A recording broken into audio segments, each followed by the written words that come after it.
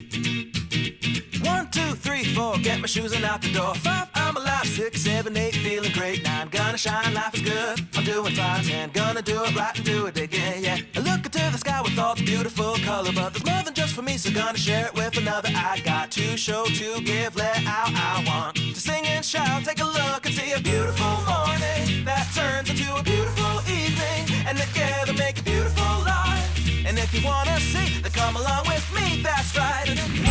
Hello everyone and welcome to Experience Michiana. It's Kelly and Kelsey today and we are at St. Patrick's Park.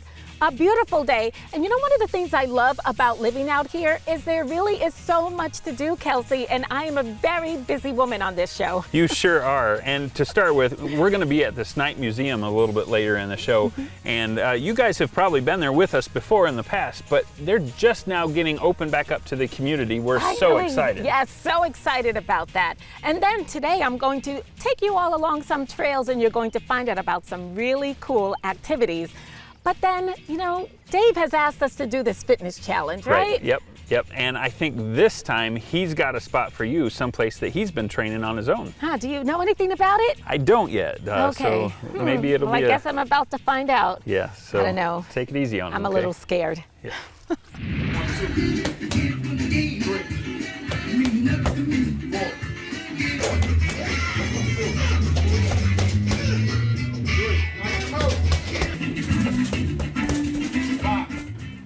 So for anyone who's been watching Experience Michiana will know that I set myself a challenge, and Kelly, you're helping me on this. Yes. To try and get in shape this year. Right, and you wanted me to push you, didn't you? I did. I wanted you to push me, Yes. but I took an initiative to go even further, and I started doing boxing fit classes myself. I see, that's why I'm like, what am I doing standing here with boxing gloves? So this time I wanted to bring Kelly into my life a little bit and show her what I've been doing in the mornings for the last couple of weeks. And I'm here with Corey Brazier from Brazier Fit.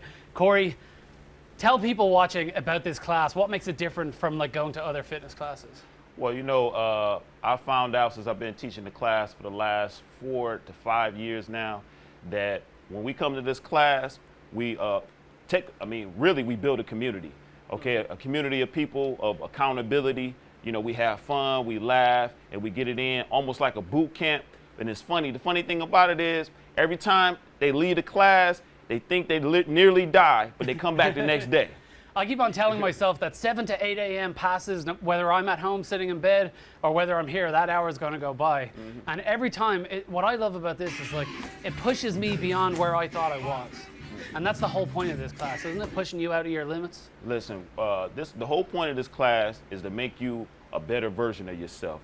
Wherever level you at, this is for all skill levels, all ages.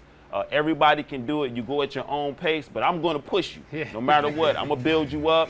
And sometimes I feel like it's the whole class against me. I push them, they push me. I push them, they push me. But all of us leave encouraged. We bring you in right away, and we let you know that you're not too behind, not too far gone to make a difference in your body. Health is wealth, and we fighting every day to get money. So what does a class look like? Because I came in, you know, and you Well, you know what? Let me get these real quick. Yeah. Let me get these real quick. You know, Kelly missed the start of the class today, so I think you should push her a little bit harder, Corey, you know? So. Well, basically what we do, we start out the class with a little warm-up. Warm-up could be anything from, you know, stretches to twisting movements to jump roping. We did a little jump roping and running up and down the neighborhood just to warm them up. Then when everybody gets into class and feel a little tired, okay, then that's when the class starts, okay? That's when the class starts. That's when you can. That's when you can. So that's when the class starts. We get the gloves on, we throw a few punches, we run a few more laps, we do jumping jacks, and you know, we just smile and we die at the same time. I love that, because that's what it kind of felt like here. But you know what happens though? You leave the class, like this is what's happened to me because I've been coming for a couple of weeks. You leave the class and I feel like taller, I feel more proud, I feel good, like just wearing t-shirts outside, you know, all those self-conscious things. This class, like, it pushes you out of that because honestly, I'm not just saying this, it makes you believe in yourself, not just your body. And you're right about the camaraderie. I feel like I got a bunch of brothers the second I moved in here, which I love. So. Now, I'm going to take you over a few things that we do. Dave, center stage. All right, center stage. All right, here we go. So, the whole class is based off of 6 punches and 6 steps. We're just going to go over the 6 punches, okay?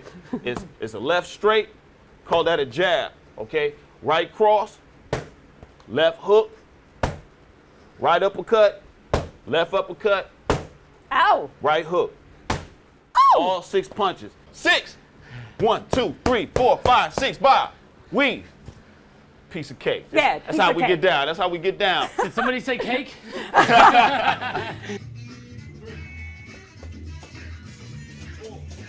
Tell us a little bit about your career and what made you get started in boxing. Before I started boxing, I used to wrestle. Then I took karate when I got out of high school, 19 years old.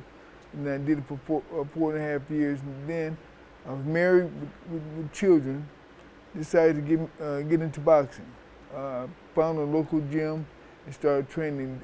They told me I was too old at age 24 to start, because most kids start at about age 10, 11 years old. And so they told me I was too old. I said, I just wanted to have amateur fights, you know. And then so I had 31 amateur fights. And then I decided something else crazy. I wanted to have at least one professional bout. And then so I found local, I'm a Indianapolis manager. Then he got me my first fight. I won it. I beat a guy that had 30-some fights. I had I had 31 amateur fights. And then I started pursuing a professional career. I had 2 world title fights. I ranked number 1 in the world. I fought in 6 different countries, all kind of top 10 fighters and Olympic fighters, and I had a good career. So what can boxing do? Because obviously I'm not ever going to be a boxer. What does it do for me as a woman? Boxing is the best exercise anybody can do. You have people that do other kind of aerobics and exercise that simulate boxing. They use boxing technique, but we're really teaching real boxing technique and exercises to help the body get in shape. Boxing builds character, strengthens your body, your mind. A lot of other athletes from other sports use boxing to get in shape, to depict their condition. And Kelly, never say never. I mean, there have been times where I've really annoyed you on the show. Oh yeah, that's right. You know, I kind of wanted to knock him out. Can you teach me a knockout? No. But, No. yeah, it doesn't take much, but still, It doesn't take much. We don't teach.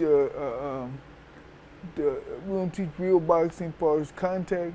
Right. We teach the exercises, the drills. But what I really love about what I experienced here today is the camaraderie and the relationships that the minute I walked in, I could see that these relationships really mattered in each other's lives and that they brought me in. I was only here not even 30 seconds. They're like, come on in.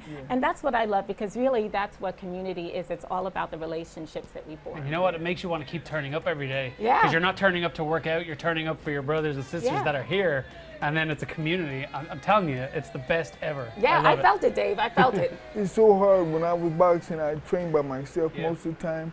It's the hardest thing to do. When you have other people training with you, having some of the same goals, it's great. You can keep motivating you. There's 2 guys here at the class who've both lost 30 pounds. So I'm going to be the 3rd person to All join right. the 30 pounds club. That's the mission that we're on. Okay, what do I need to lose? You don't need to lose anything. Maybe some of your jokes, but you don't need to lose any weight. You're fine. Dave, thank you so much for inviting me. I had a great time. Thanks a lot. Thanks. Thank you so much. Harold, it was Yeah. a pleasure to meet you. Thank you so much. 1, 2, 3. Kelsey, that workout was not what I was expecting, but I had so much fun. And can I tell you, I had some moves there. Had a little something. Something that I really found great was the energy in the room, how Yes. supportive everybody was of each other, even when they were kind of teasing each other. It was just like that family atmosphere that It you had really talked was about. great camaraderie. And I have to tell you, I got there and I was a little tired, and boy, did I wake up really fast. It's such a great class, and you can find out more about how to take that class on experiencemichiana.org. But I think everyone should go out there and take the class, because it's not just about the physical challenge, but mentally, spiritually, emotionally, and again, you leave on this big high because of the camaraderie. Lots of fun. Thanks a lot, Dave. Another thing that you should experience, because it's back open again, is the Snipe Museum, and we're going to head there to find out about how they're open back up now, and an exhibit that's really cool and everyone should get there to experience. After over a year and a half of having to close their doors because of the pandemic, we are thrilled to tell you that the Snipe Museum's doors are open again. And Joe, I think this is your first time with us. This is my first time with you, yes, here. So happy to have you here. Yes, so thrilled to be here. You are the director here Correct. at the Snipe Museum. And Correct. I know, because we've been here several times, and we know how much you appreciate and love having the community come through the doors. Last year and a half must have been very difficult for you all. It was very difficult. It was difficult for the staff. It was difficult for the community. It was certainly difficult for the Notre Dame community. You know, the last semester, last 2 semesters, we were open to the Notre Dame community, so it was restricted. But you know, we had all sorts of restrictions in place. You know, masks and distancing and so on and so forth. So, you know, we're starting to feel more like ourselves. Yes. And we know that there is an aptitude. People want to be with other people.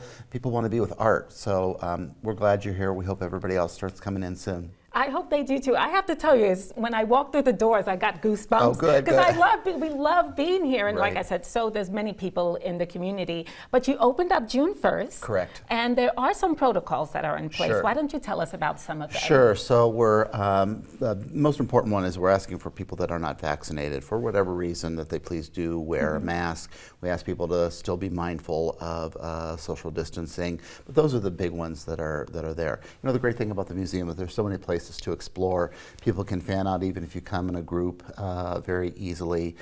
You know, just looking at art gives you space to be, you know, with the art, but with somebody else. So it's a healthy environment. The courtyard is open. The sculpture park is open.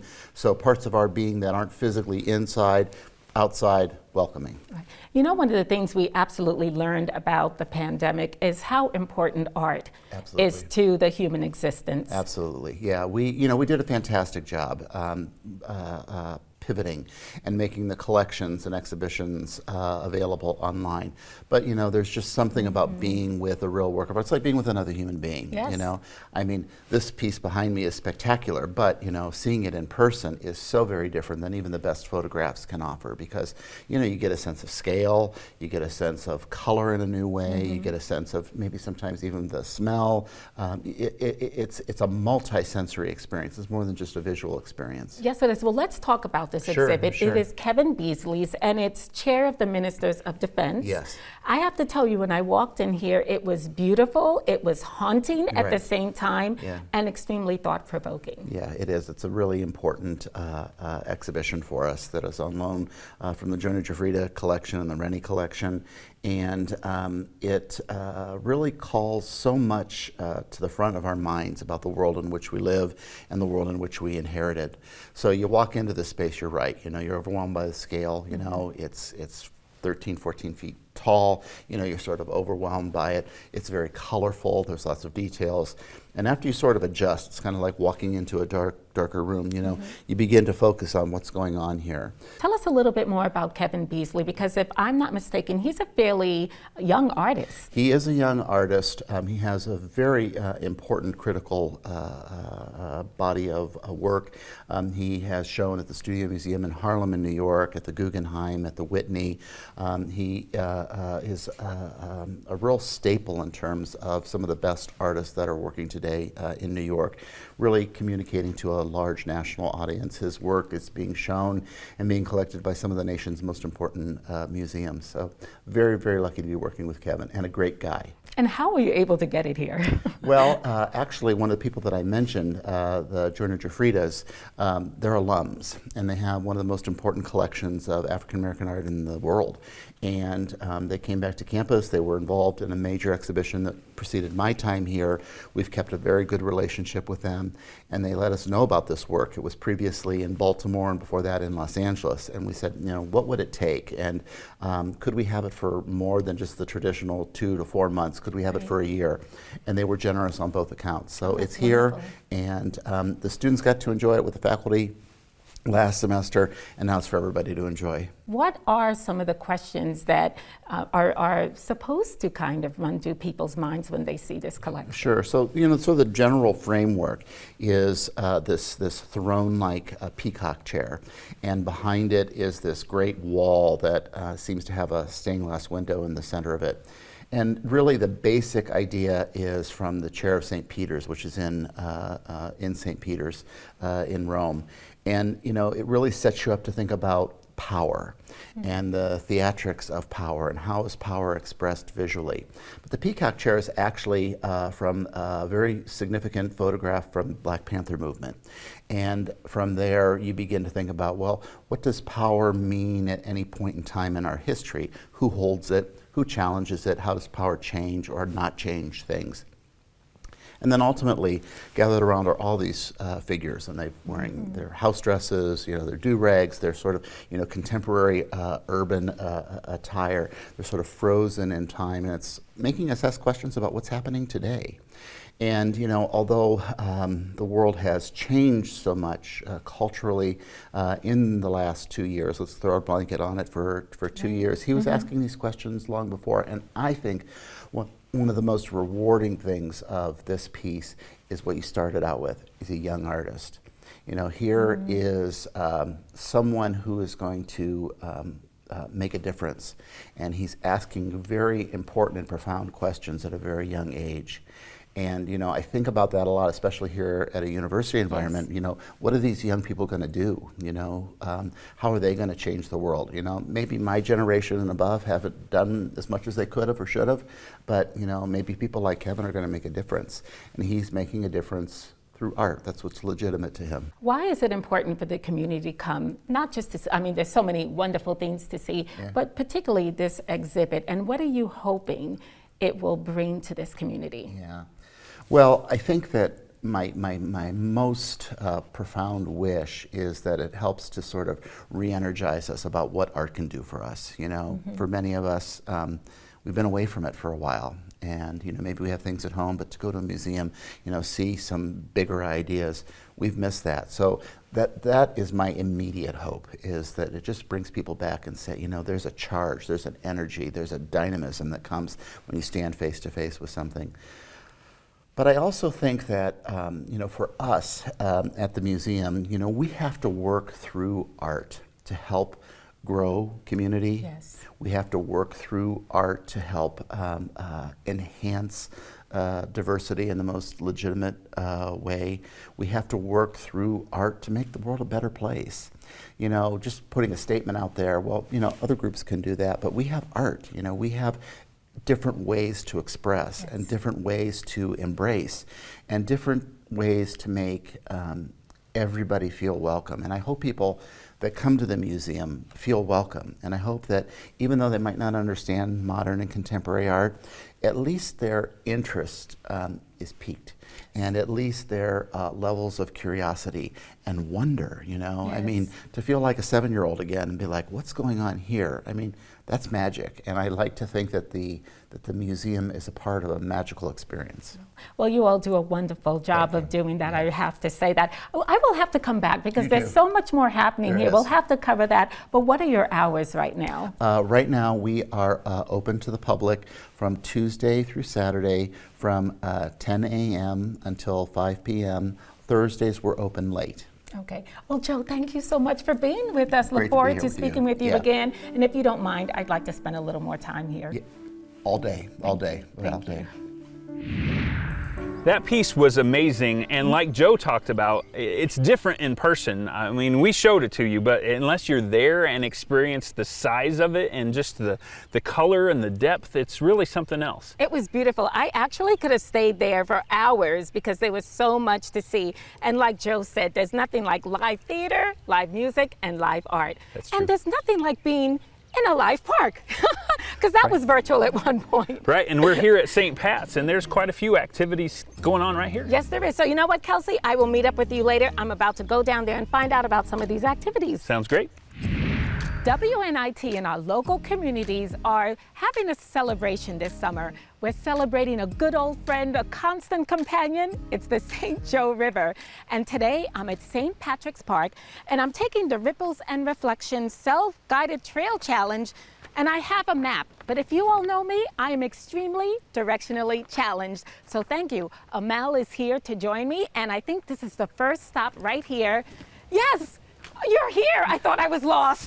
You're not lost. I'm not. I can't read a map for anything. Oh my Well, you goodness. did it. I made it here. So this is one of the first stops at the Ripples and Reflections. Yes. So it tell us about is. it. It's a self-guided tour, right? Right, and obviously it features the river because that's what we're celebrating right now.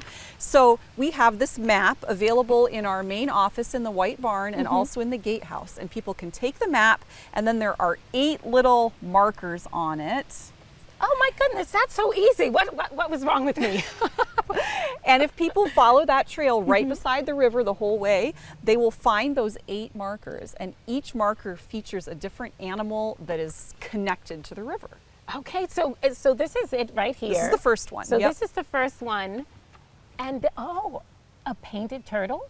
Painted turtles. That's the first one That's featured. the first one? So we actually really have these along the river? Yes, all the animals that are on these posts along the river are ones that live right here. These are easy to see, although sometimes it's hard to tell what type of turtle it is unless you're close up. And you know, I think a lot of times we take that for granted that we have this beautiful river, and then we do have, you know, such a wonderful ecosystem, and we do have so many wonderful, you know, animals along the way. It's very diverse. It is. It's a very, very rich community. Yes, it is. Okay, so when I get to this spot, what do I do? All right, so what you want to do is record the name of each of the 8 animals that you find along the whole trail. And then we have an email address there on the map. And if you send in your list of 8 animals to that email address, you'll be in a drawing to win some maple chocolate truffles. Ooh, that sounds really good. It Now, I does. can imagine right now, parents, your kids are out of school already, and you need to get them out of the house. This is a great thing to do with the entire family. It is, and this particular trail is very easy. It's level, it's not particularly long, and there's parking close by at the Brown Barn, so it's a really good one. Yes, and it's extremely beautiful. It is. It's lovely out here. So when did this start, and how long will it be here? This trail is up for the month of June. Okay. So we've still got a little while that people can come out and enjoy it. Great. Now you have another trail called the Bio Blitz, and that started in June as well? Yes, that started June 15, and that'll be active through July 15. So that one goes a little bit longer. Okay, so a little bit more time. Well, let's go take a look at that trail. Please All right. tell me that I don't have to follow the map. No maps Oh, for this good. one. Okay.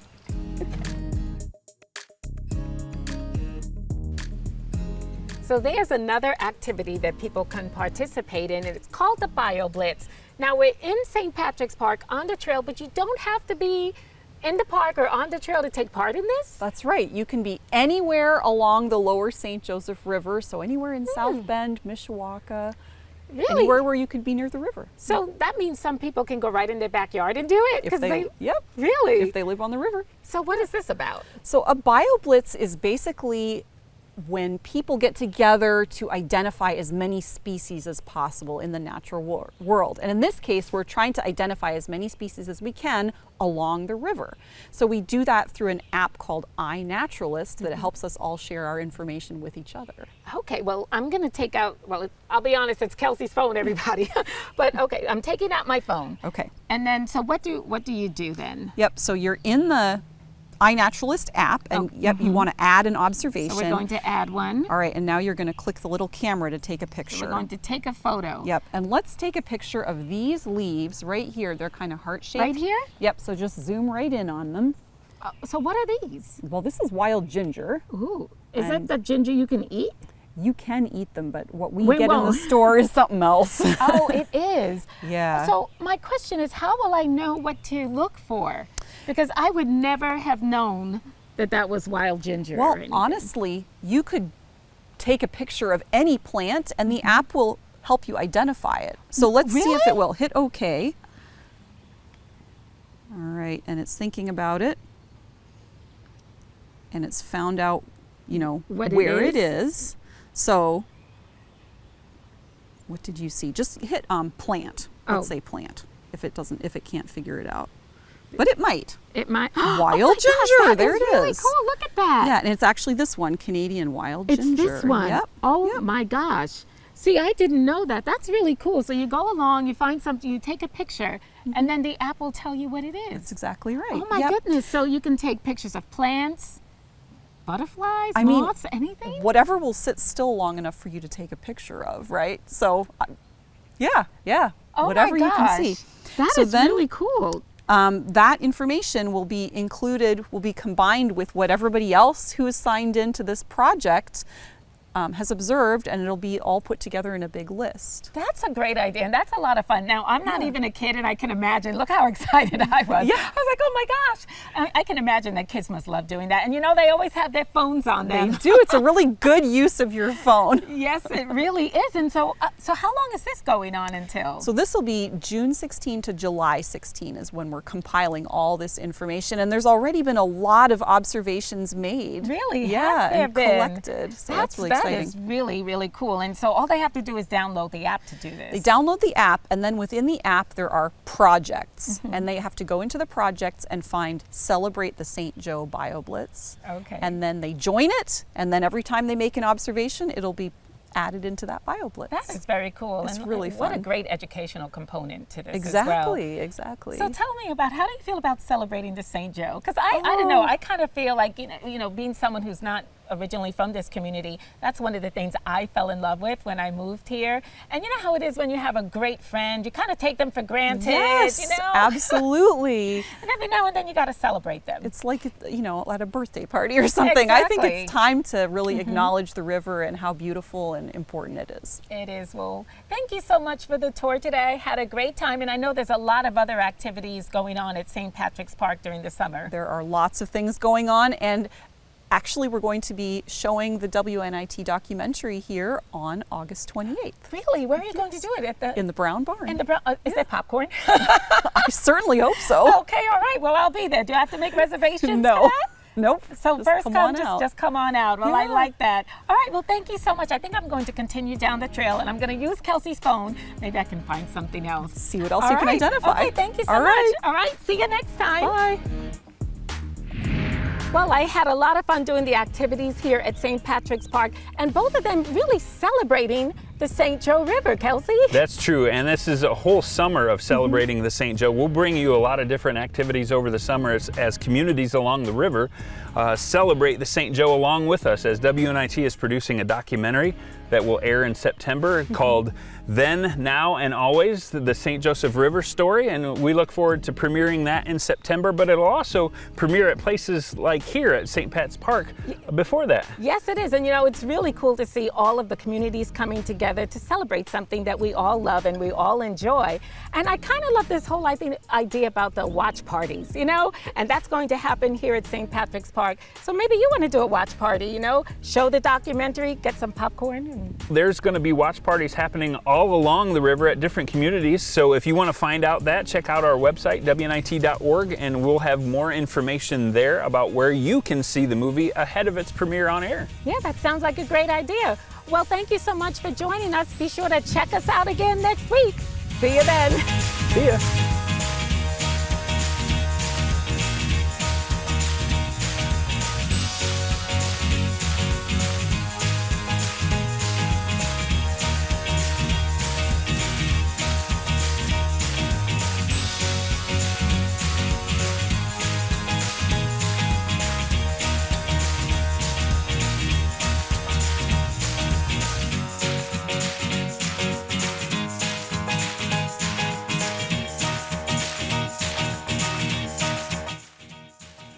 This WNIT local production has been made possible in part by viewers like you. Thank you.